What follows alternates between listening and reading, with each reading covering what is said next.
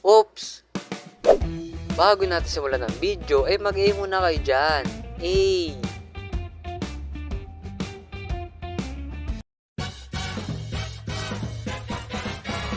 Noshly's Animation.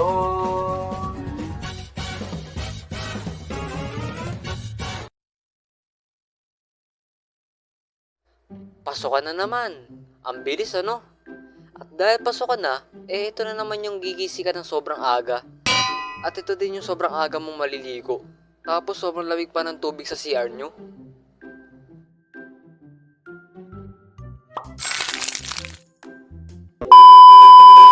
Excited ka pa pumasok para mag-aral muli?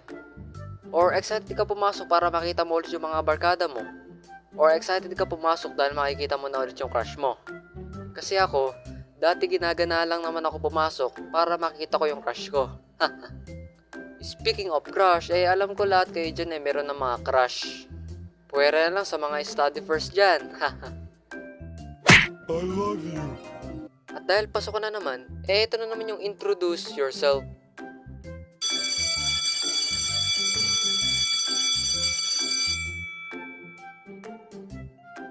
Oo, dahil first day ng klase nyo ngayon. At syempre, hindi nyo pa kilala ang mga bago ninyong kaklase. Kaya, mag-introduce yourself kayo dito sa harapan isa-isa. O sige, pakilala na kayo sa harapan.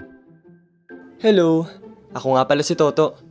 Mahilig ako mag-drawing, mag-animate, at may YouTube channel din pala ako. Support niyo po sana ako. Masaya ako makilala kayong lahat.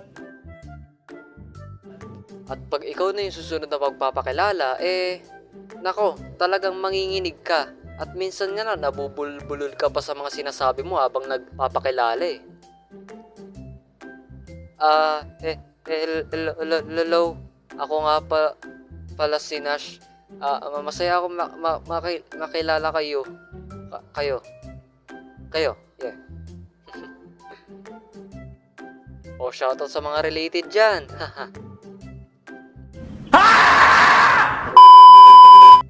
Nung elementary ako, marami talaga akong nakaranasan na hindi ko malilimutan. Yung tipong pagkalabas pa lang ng teacher nyo, magsisigawan na agad kayo or magkaharutan.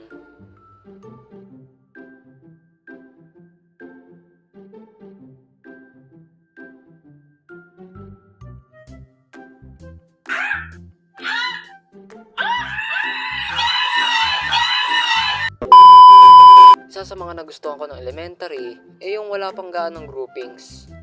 Pero nung high school, halos linggo-linggo ata nagpapagroupings yung mga teacher Pero okay lang yun, kasi sa kabila lahat ng yun, mataas na grade. Depende kung tumutulong ka sa groupings nyo. At ito, nung elementary din ba kayo, pinagyayabang nyo din ba yung mga bag nyo? Ako kasi, oo, pinagyayabang ko yung bag ko noon, na umiilaw. Yung bag na pag hinampas mo ng kamay mo ay iilaw. Nung elementary kasi ako, yun yung gusto kong bag. Lalo na yung mga nakadesign sa bag mo, yung mga paborito pang palabas sa TV. At kapag binilhan ako nun, nako, talagang lintik ang saya ko nun. Kasi naman yung bag na pinapangarap mong mapunta sa'yo, nasa iyo na. Diba? Kayo, ano mga paborito nyong bag nung bata kayo? At yung graduate ka na nung elementary, ito yung hindi mo na magiging kaklase yung mga klase mo nung elementary. Pagtungtong mo ng high school. Kasi sa ibang school na sila nag-aaral. Highs, kami yung mga klase ko dati nung elementary. Yung pasukan guys, huwag kayong maarte sa mga gamit nyo. Hindi nyo kailangan ng magagandang gamit para makapag-aral. Kahit normal na gamit lang guys, okay na yan. Basta nakakapag-aral kayo. Yun lang, at kita-kits sa susunod na video. Paalam!